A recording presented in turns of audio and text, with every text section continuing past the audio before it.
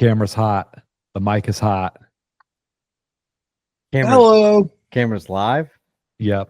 Can it not be hot? No, I know. I was trying to think. I was like, what do they say? I know mic is hot. Hot mic. Hot mic. Hot mic. Lucas, you're supposed to be starting us off. You're kicking us off.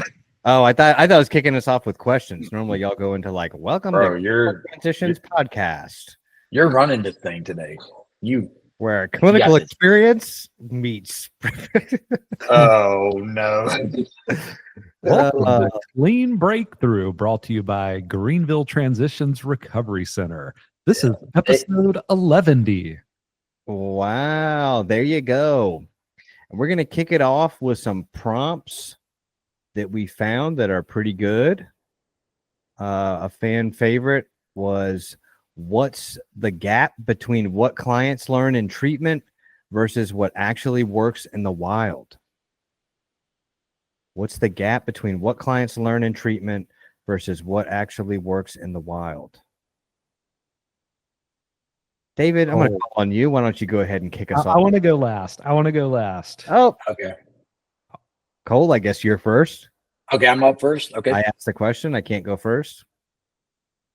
Let's see. This is a really good question because the therapist, you're always trying to think of like what's going to help your client versus like what sounded really good in a seminar or training. And you get really excited about these theories and ideas. And you can live kind of in this therapy world, which is like very like, I don't know, psychologically focused. And you can forget that like most of life is not like that. So, man, I don't know if like without trying to like ramble on it, I would say trying to make the group interactions and the therapy interactions as normal, quote unquote, as possible is really important. Because if it gets really stale or feels like a classroom setting, I think it's good to learn stuff, but you really need people to be able to practice recovery concepts or connect it to like outside life. But I don't know what I'm talking about. That's the other thing too. Like as a therapist, I think you have to recognize at some point you just don't really know what you're talking about and just have a little bit of humility with it. You know what I mean? And like get feedback from the clients is a really important thing. Like I bet if I asked both of you, like, hey, tell me something really good that you learned in like one of your treatments, I think you would both probably have a really hard time coming up with something. But I also think if we ask you what was a really powerful moment, then you would talk about, oh, I hung out with this guy, or this therapist was really cool with me, or this relationship was really like fundamental to like me getting better or believing I could do something different. I think you would have way more stories about that. So that's not to say that knowledge isn't good. I think it helps a lot with the shame part of it. But the experience and the relationship is probably the most pivotal thing that helps people actually like get something out of treatment. That's my take on it. Does that make sense? That's pretty rambling though. Yeah. I mean, when I think back on, my experience in treatment, the early days, and just therapeutically what I was getting, some of the most helpful things were the motivational interviewing. And then I'm blanking on the names of these, but techniques like my therapist took me outside when I was super anxious or super depressed, and he would be like, all right, walk outside. Let's name 3 things that you see. What do you smell? What are 2 things that you can feel right now? Mindfulness. What'd you say? Mindfulness. Grounding techniques. That's the term. It's mindfulness, definitely. But stuff like that, like reminding me to make gratitude lists. So it wasn't as much of the educational piece that I think people think of when they think of therapy, of like, I'm about to get schooled on like psychology. I don't know. Yeah. I think in those stories, like you're talking about like moments where people took you in a vulnerable spot and you trusted them enough to like listen to them or to actually step outside to identify 3 things you saw and 2 things you smell or whatever, your therapist is asking. Like there had to be a foundation of trust there to even give it a shot. Yeah.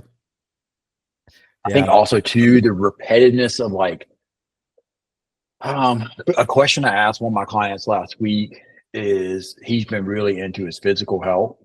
And I asked him, I was like, so what are you doing for your physical health? And he's like, name me all these things he's doing, from lifting weights, running, martial arts classes, he's doing all this stuff. I was like, that's awesome. What are you doing for your physical or your mental health? Because he started talking about his mental health being bad. I was like, so what are you doing for your mental health? And he like just blanked out. He's like, and he had a really hard time identifying what he was like doing for his mental health. And I had to like help him a little bit, then seeing that you are doing stuff for your mental health. You don't even recognize that you're doing it, but you probably could be a little more intentional with it. So that's the accountability of it, like a gratitude list that you're talking about, David, coming alongside somebody and helping them intentionally think about their mental health and how to like practice getting it stronger or more balanced. Mm-hmm. Lucas, did you want to go next, or you want me to? I thought you were going last, but then you went second, so I'll go last. Well, that wasn't my like whole thing. I was now you get one I shot. was piggybacking on Cole. You get one shot. I talked about what was on the MSW section of my GED test. People shot it down. They act like they know more. I think that I'll go second. I think that it's like interesting because some of it's really valuable. Like one thing that I learned that I feel like does not have any real world application, but was impactful was like the neurobiology of addiction. The first time that I heard that in treatment, and I never heard that in a sober living. I never really heard that in detox. I don't even remember hearing that in IOPs that I was in, but I remember one time that I was in actual like treatment, learning about that. Nerd. Mm-hmm. But I don't, and it was cool because we learned it from a doctor at MUSC. So it was like a really, really highly qualified person to talk about it, who was like a doctor in neurobiology and did a really, really good presentation. And then, that helped my family a lot because that was something they invited the family to. So my dad heard that for the first time. And I think that's when he was like, oh, my son isn't just like an immoral scumbag. He's a sick person. Like they like all kind of like clicked in a way that I think that helps a lot for not just the like addict alcoholic in question, but the family around them that obviously can be really frustrated with their behavior. But then I'll say like, then when I want to get high, I don't know that like thinking about the neurobiology of addiction really helps me not want to get high or not want to get drunk. So like there is some stuff like that. And I kind of feel like that was more of the, I don't know. It's also tough because it's like an uphill battle, right? You're like in treatment. So like half the battle there is that I don't, at least for me, was that I didn't want to be there and that I'm not an addict and I'm not an alcoholic. And this is all a mistake that I ended up here, so then trying to teach me like coping skills, it's like I kind of got to accept that I even am an addict alcoholic. And I feel like not everyone, but some people are definitely still in that kind of like pre-contemplation stage, even in treatment, and just kind of wound up there maybe by like legal or family circumstances without any like real motivation to do anything or change or like acceptance of their situation. So it's just kind of hard to get into stuff that's a little further down the road, in my opinion, of like coping skills. And I want to learn coping skills so that I can not use drugs and alcohol anymore because I'm done with that. I'm tired of it. But even once you have that part of like, I'm done with it, I'm tired of it, it's still really hard. And that's where you need some of the real world skill stuff. That's all. Can I piggyback off that? No. Yeah. A few things that are interesting. I will say, like from a therapist standpoint, is you want to be very flexible in how you're teaching your clients because not everybody learns the same way. Just like when we were kids, there's like kinetic learners, there's auditory learners, there's visual learners. I think it's the same thing when you're working with clients who are at various stages of change and motivation. And also it just takes a little bit of nuance there and going with your own intuition of like what might work well to client and maybe some trial and error. But something that I do try and a lot of our therapists try as well is looking at a patient or a client and figuring out like where they're at and what they're going to respond to best and then trying different things. So for example, you may have like more top down approach, which that is what you're talking about, Lucas, like learning something like actual scientific was really helpful for you with like your initial shame for your parents' understanding of what you had going on like chemically and neurologically, was really important. And that top down is like more like cerebral. And so there are clients that really resonate well with that. They want to go through, like they want to see a list of the drugs and like how it affects the brain. What is the withdrawals like? What is the detox process like? They want to know all the facts of like what is it like going to a 12-step meeting? Like they want to like dive into all that because they're those types of learners. And then there's ones that may need more of like what you call like a bottom up. Like, and if I remember this right, I think this is more like mindfulness, like grounding type of techniques. So this is people who maybe want more like actual relaxation, like go do the grounding techniques, like go outside, find 5 things you can see, 4 things you can hear, 3 things you can smell. Like they actually need practice with just regulating, right? And think like bottom up, so it's like more like sitting there, like actually being grounded. And I may be getting these a little mixed up. But then the other big one is like sideways. And that's more, I think, experiential, like doing activities with the clients. So I think there's a lot of magic in just playing a game of Catan with them, or going and doing a martial arts class, or going on a walk and like talking and bringing some normalcy to the therapy process. And it's like alongside, and that can get through some of the defenses. So figuring out like where people have defenses up, or how they really prefer to learn, and then tailoring your teaching, your educating, and your therapy to that is super important. So when you were just bringing that up, I know you're a very cerebral guy. I know your dad is a very cerebral guy. It makes sense that would resonate years later and you still be able to remember those lessons, even if it didn't necessarily keep you from getting high. It definitely helped with the understanding and the shame aspect of it. Mm-hmm. Yeah, agreed. Yeah, I agree with all of that too. And both of you kind of said where the direction I was headed with it was, Dangerous Cole, going last. huh? I said it's dangerous going last. I know. All the good ideas get taken. Cole, you just said it though, of like coming alongside someone and actually doing the things with them. But I'd say the biggest gap is the life skills. And Lucas, you touched on that a lot too. And it's the biggest mistake I see families make who are like looking into treatment, like your traditional treatment that's like a 30, 60, or even a 90-day model where it's like they're keeping that person on lockdown within a facility, like doing lots of therapy and groups with them, but they're contained to this, some of them are on a 60-acre campus, or some of them are on like 2 buildings. And yes, you're getting all of this great education and good food and people to hold you accountable. Obviously, there aren't drugs and alcohol available on that campus, but then you were just released back into the world after that 30, 60, 90 days without like a community coming alongside you and actually doing, helping you find new coping mechanisms, helping you like find new outlets and new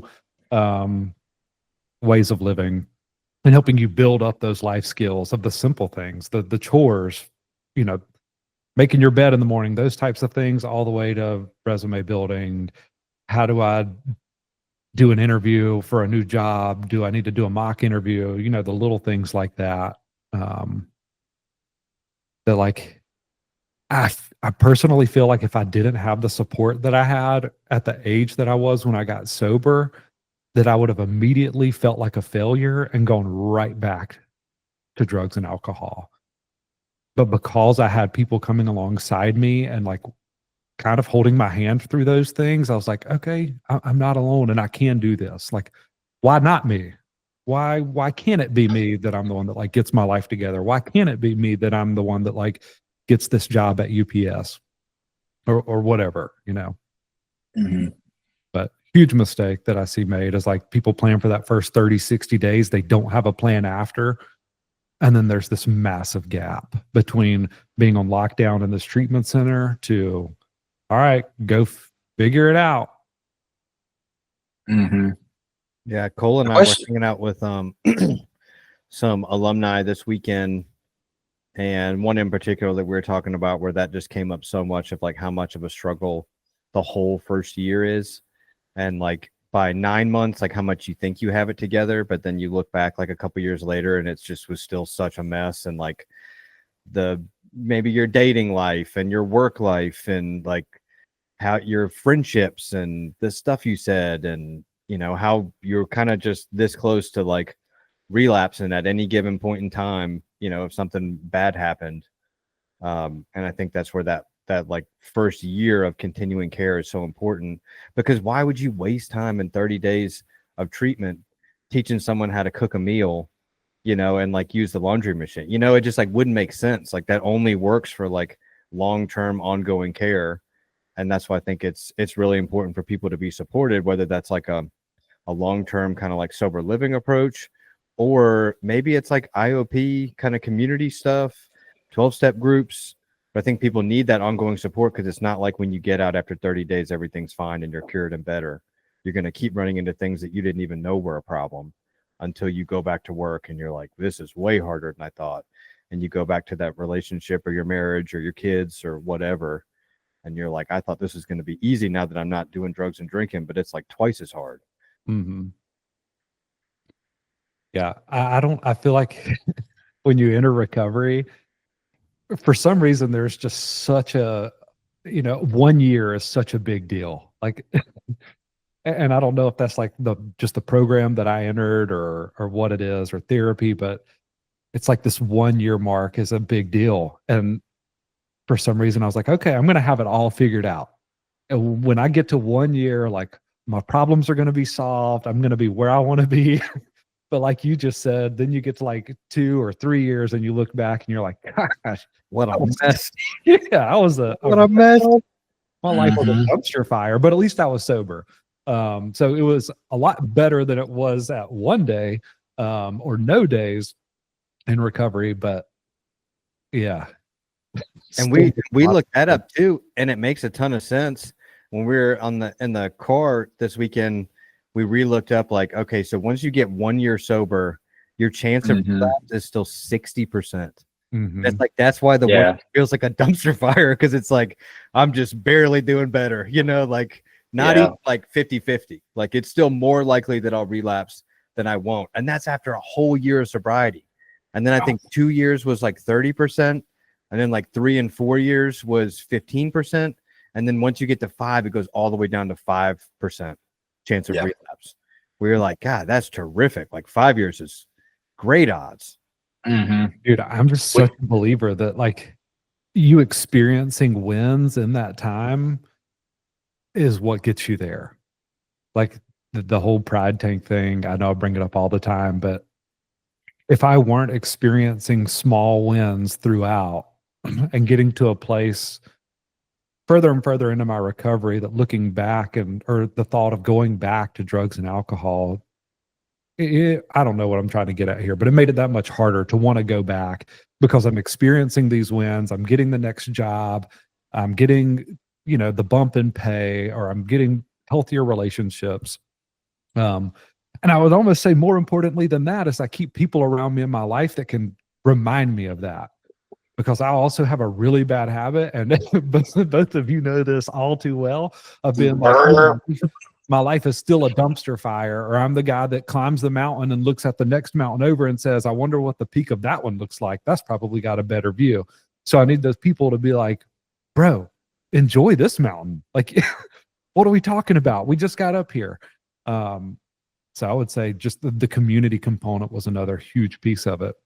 Yeah, I'm glad you brought up that, because it made me think like, what if you had to say like, kind of like macro, like what is like the biggest win that you can get that will help somebody get from that like 1 year sober to that 5 year sober?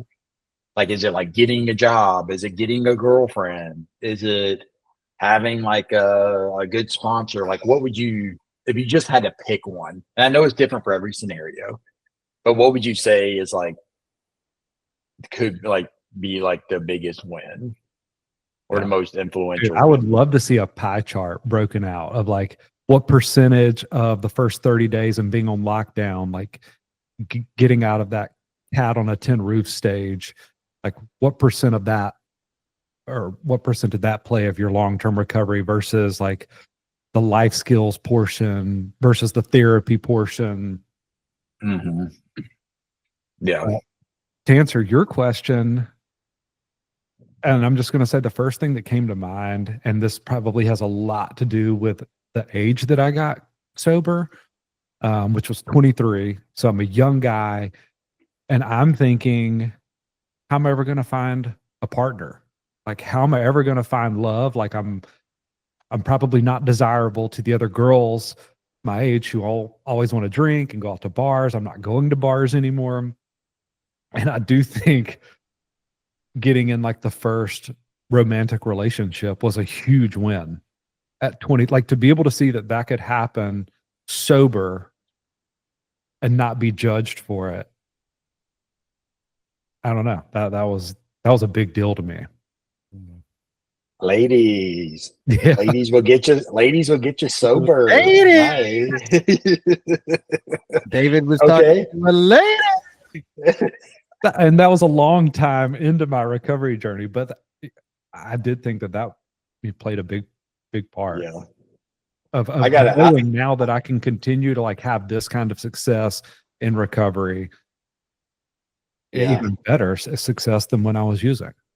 I'm curious what your answer would be, Lucas, because I feel like I have a heater of an answer on this. I also posed a question, so I realize it's somewhat unfair. But Lucas, do you have an answer on this question? I do. Confidence. Final answer. Lock it in. Oh, confident. All right. Do you want to elaborate on what confidence is? I just think, I mean, it's a kind of it's like not totally fair because it's not super specific like what David said, but I think that it encompasses what David said of like confident that I can have a relationship and I can show up well in that. And if it doesn't work out, I can be fine after it. Confident to like go for that job that I would have been fearful to even apply for because I was so afraid of rejection. Or what if I get it and then I lose it? Confidence, just in how like I carry myself, that it's fine if I don't do drugs and drink, and the stuff of like, what if I'm at a bar and what am I going to order at the bar? Like I have to order something that looks like a drink but isn't a drink so I can stay sober, but people don't know that I'm sober. And like getting to that point where it's like, I don't give a shit if anyone knows that I'm sober or not. Like it doesn't matter to me. It's not even a thought.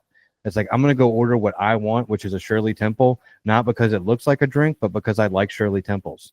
Deal with it, whatever. Like, I think that level of confidence that you can get in recovery, just like about your recovery, I think like spills out and is infectious in like the other areas of your life, that I was no longer like living in this like shame and embarrassment of judgment and fear. I can remember that being a big thought for me. Like my first time going out or going to a concert bar, it was like, what am I going to do with my hands? Because I'm an anxious guy. I talk with my hands, but also I always liked to have things in my hands when I was out and talking with friends or out at bars, concerts. So that I was like, God, what am I going to do? I'm not going to have a drink in a hand and a cigarette in another. I'm going to need to figure something else out. That's funny. Lucas, I love the breakdown of confidence, but that is totally a cheater answer. Like that is just like you're talking about the result of. So, how does one get to that stage of confidence? If you had to pick one way to do that, or one really big win to get to that point of confidence. One really big win. It was that job at the tubing place on the river. The job at Zen Tubing. No, probably wasn't that job, but no disrespect to Zen Tubing, great place. I think that one thing, I hate superlatives as it is, but one thing. One that you cheated on your answer. David's sitting there telling, look, I'm getting you cheated on your answer. No, he's not. David's out here giving terrible advice. He's like, hey, fella, just get a girlfriend and you'll be okay. That is the worst advice ever. Yeah. You want to get with a lady as quick and fast as possible, okay? Because once you get out of the way, that's where the true confidence comes in. No, that came a year down the road. Let me clarify. Yeah. But it's a good answer. Like if people can accept me. All right. Here's my answer. There was nothing in the first year. I was just living off like fumes and hopes and prayers and whims, and just by some miracle, day after day, just didn't get high or drunk and just stuck with it long enough for like the bigger wins to happen. And I just think in the first year, there was like really nothing, dude. Yeah, like I got a job at Zen Tubing. That wasn't a huge boost of confidence. After that, I went up to a construction place and I was like, hey, I have plumbing experience, gas experience, electrical experience, construction experience. And he said, why don't you shut up? I'm going to have you push water and pick up trash for $13 an hour. Does that sound fine? So, like, that wasn't a huge boost of confidence. Maybe in the first year, I just needed more humility, than confidence. That's kind of my cheater answer is I think the biggest win you can have early on that'll get you from that 1 year mark to that 5 year mark is to accept that your life is a dumpster fire. You know what I mean? But there's a difference in like accepting your life as a dumpster fire and just settling and not trying versus just having humility, realize like going to have missteps. There's going to be hard times. Because like once you like lean into that, then I think you can find a joy in pushing the water with the burn, or enjoying being single because you're like accepting like this is part of a human condition that we're never like where we always like want to be. And even with the people who get there aren't even happy to be there. To your point earlier, David, like you get on top of the mountain and then you just want to get to the next mountain. And so just accepting like, man, my life is always going to be a bit of a mess. There's always going to be like the next thing to work on. And that's okay. I'm not alone there. And so maybe other answering that is like having like good like friendships, like being around other people who also like want to be sober and have what you want, but are also sober. So I think that's a really big win too. Mm-hmm. So That's good. that's good. Nah, that's good. There's just too many things that are important. And I mean, that's like the unfortunate reality, I think, of like first year of sobriety is it's like so many things that have to go right. Like so many things that have to be there. It's not just one thing. It's like many things with some like commitment along the way to just be ready for that next thing and have faith that it's coming. Have like hope for the future. Figure it out. Humility if you don't figure it out. It's like it's so much stuff like all wrapped into one. And I feel like the most successful programs, treatment centers, 12-step groups, other recovery groups, like always encompass the same kind of universal things. Like always the same. And that's because that's what works, I think. Yeah. Cool. What was your didn't you have another prompt for us, Lucas? I do. Prompt number 2. Okay, hold on. Because this one runs into that one so well, can I say this one really quick? It does run into it really well. Yeah, go ahead. So one of my prompts was if you go back and give your day one self in recovery one brutally honest piece of advice, what would it be? And the first thing that came to mind for me, and I'm sure we would all probably agree on this, is I would go back to myself and say, dude, this is going to take way longer than you think it's going to take. And you're still not going to get, in reality, you're still not going to get where you really think you're going. Like, and there isn't a perfect roadmap for life. Things aren't ever going to go according to plan. And it just took me a long time to get there. Can you say the question one more time? If you could go back and give your day one self in recovery. In recovery. One brutally honest piece of advice, what would it be? You ain't shit. Yeah. You're not. I mean, pretty much, dude. That's kind of a joke, but I kind of needed to hear. I don't know if I would have heard. I mean, that's the thing. It's like, this is assuming that if I could go back and give myself advice, that I would listen to it, which I wouldn't. Even to my future self, if my future self was like, oh, and like things are really good today and everything turns out well, you're happy, blah, blah, blah. But yeah, I think a just big dose of humility. You ain't shit. Cole, what would you go back and give your day one self as a therapist? One brutally honest piece of advice, what would it be? So day one, you just got your licensure. You're a therapist now. What's things you've learned up to today? You'd go back, get that advice. You ain't shit. Probably for real. I mean, therapists get struggle with imposter syndrome like we all do, you know. But man, there's a difference in like having like low self confidence and like having humility. And I think that is like brutally necessary for a therapist to be humble, to realize that you're not any better than the people sitting on your couch. Like you're not, just because you have the title of a therapist or you have a license doesn't make you any better than anybody else. And you know, you're fortunate to be in a place to try to help people. So yeah, I think the same exact thing Lucas just said. I think being reminded that you're not shit because you have this master's degree or this license or whatever accolades, and your clients are teaching you just as much as you're trying to teach them. That's the other thing too. So I think I had a decent idea of that because I had been a client before I became a therapist, but I know it now. Yeah. You know, however many years into this now, 12, 13 years into it. Yeah. Good stuff. All right, Lucas, take it away. What are some of the most unrealistic expectations young men bring into recovery? What are some of the most unrealistic expectations young men bring into recovery?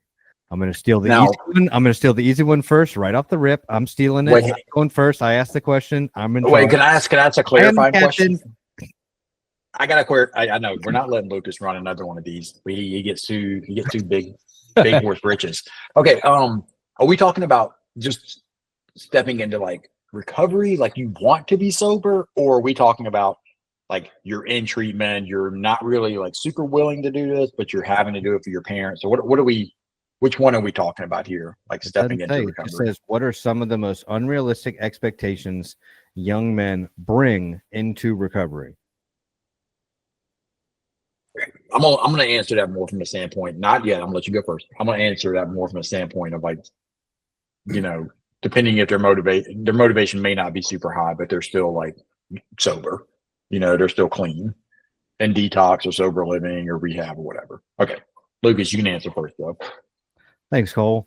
I'll take it away. It's I think that it's like the number one thing that I see, and I felt this to a degree, and I see it all the time, is just that life's gonna be totally easy, everything's gonna fall together. Like once I get sober, just life's on easy mode. All my problems and consequences will go away. And like, yeah, will I get charged with like possession of drugs? Probably not if I'm sober.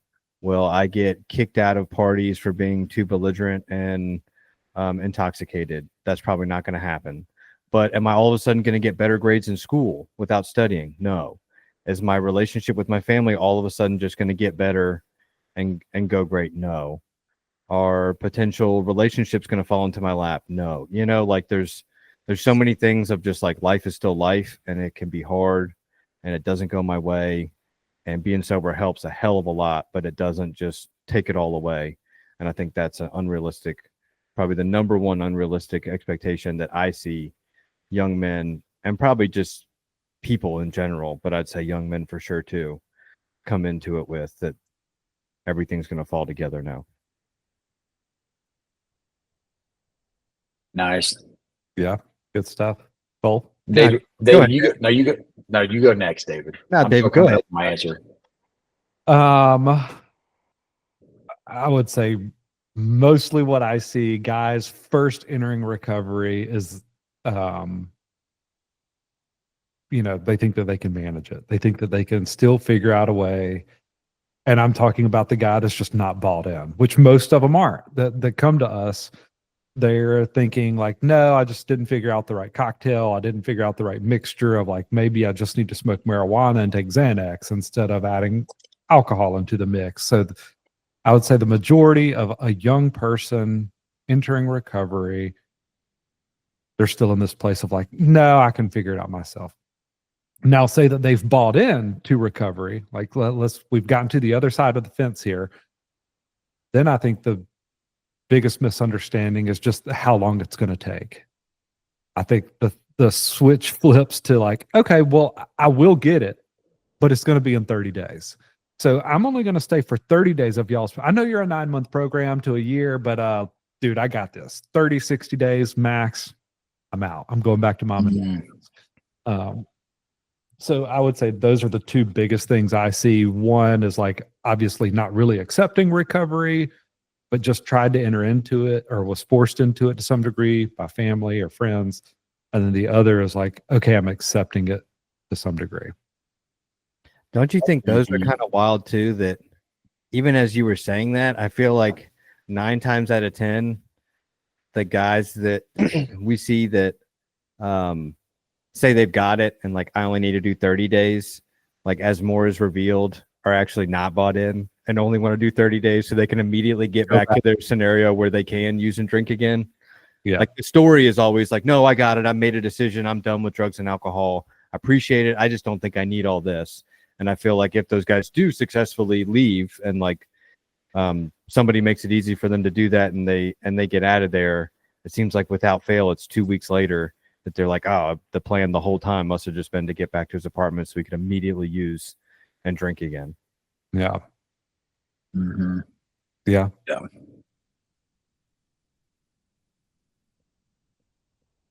Cool. One more time. What was the question? How was it worded? It was worded. What are some of the most unrealistic expectations young men bring into recovery? I'm going to say one more. David. I would say the other really big one is that you're going to get back to what life was before, which does not make sense because then you're not going. Before was like drugs and alcohol or whatever you were using. But I think that I certainly did. I had this image that, well, I needed to get back to what my life was before, just without drugs and alcohol, but everything else can be the same. And that's like that's big. It's huge. It's huge. That's my best impression. Huge. But and I even went over this with a guy a couple of weeks ago. He was like, man, I feel like, going to treatment. And this was very insightful. It was a 15-year-old who was telling me this. He was like, I feel like I was a glass or I think this actually happened. He like dropped a glass in his kitchen and shattered it. And he was like, looked down at it. And then he looked at his mom and he was like, that's what I feel like my life is right now. Like me trying to get sober and I can't put the pieces back together and like reform that old glass. And I was like, well, dude, maybe you're not meant to be that old glass. Maybe we've got to go find an oven, melt it all down and like create a whole new glass. It could be a different shape, different color. And that's the reality of recovery as your life is, you're never going to get back to what you were or what life was, even in the absence of drugs and alcohol. Like you're reshaping your life to be something completely different and you don't know what that is. And that's scary. Diabolical metaphor. Very good. Mm-hmm. My answer, I think all y'all's answers are really good. This is the hard part of going last. Or like, what else could there be? I don't have like a clear answer on this one, but I think it has something to do with fun. I think there's, from my perspective, like conversations I have with clients who are early in their sobriety, they seem to have a real misconception of what fun was. And they will tell me stories about like when they were fucked up or sick, and you hear the story and you're like, that doesn't sound like a good time at all. But they're telling it with such like a glint in their eyes because they're literally war story and they're having the same like neurochemicals flow through their brains and remembering those times like high or drunk. And so trying to help teach them through experience, like what fun could actually look like in all the different ways.